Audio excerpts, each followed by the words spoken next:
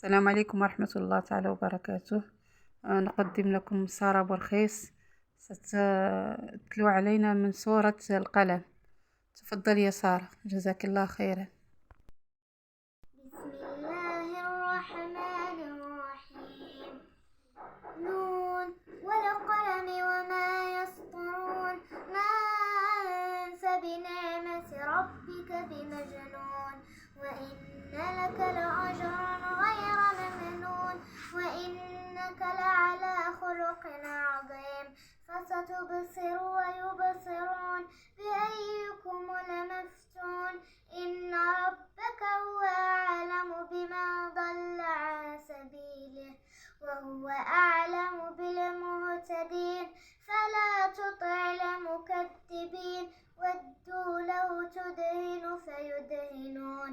ولا تطع كل حلاف مهين، هماز مشاء بنميم، مناع للخير معتد نثيم. إذا تتلى عليه آياتنا قال أساطير الأولين. سنسمه على الخرطوم.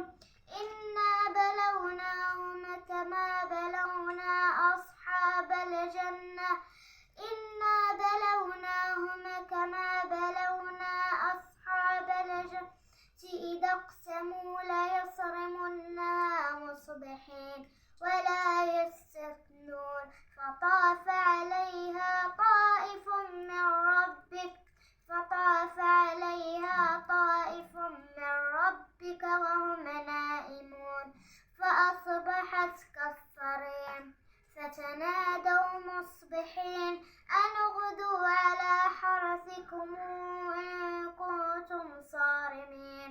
فانطلقوا وهم يتخافتون أنا يدخلنها اليوم عليكم مسكين.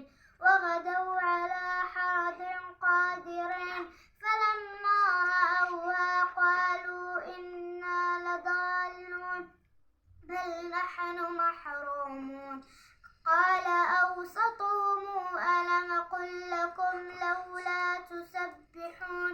قالوا سبحان ربنا إنا كنا ظالمين.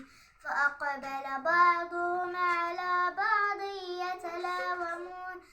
قالوا يا ويلنا إنا كنا طاغين. عسى ربنا أن يبدلنا خيرا منها إنا إلى ربنا راغبون. كذلك العذاب ولعذاب الآخرة أكبر لو كانوا يعملون. إن للمتقين عند ربهم جنات النعيم.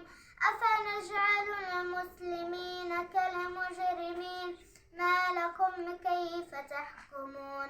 أم لكم كتاب فيه تدرسون؟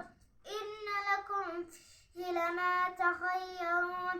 أم لكم أيمان علينا بالغة إلى يوم القيامة. إن لكم لما تحكمون. سلهم أيهم بذلك زعيم. أم لهم شركاء فلياتوا بشركائهم إن كانوا صادقين. يوم يكشف عن ساق ويدعون إلى السجود فلا يستطيعون. خاشعة أبصارهم ترهقهم ذلة وقد كانوا يدعون إلى السجود وهم سالمون. فذرني ومن يكذب بهذا الحديث سنستدرجهم من حيث لا يعلمون وأملي لهم إن كيدي متين. أم تسألهم أجرا فهم من مغرم مثقلون. أم عندهم الغيب فهم يكتبون. فاصبر لحكم ربك ولا تكن كصاحب الحوت إذ نادى وهو مكظوم لولا أن تداركه نعمة من ربه لنبذ بالعراء وهو مذموم. فاشترى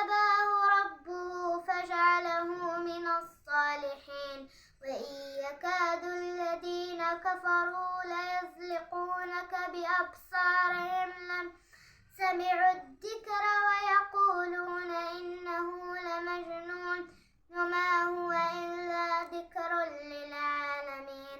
صدق الله العظيم. جزاك الله خير الجزاء يا سارة.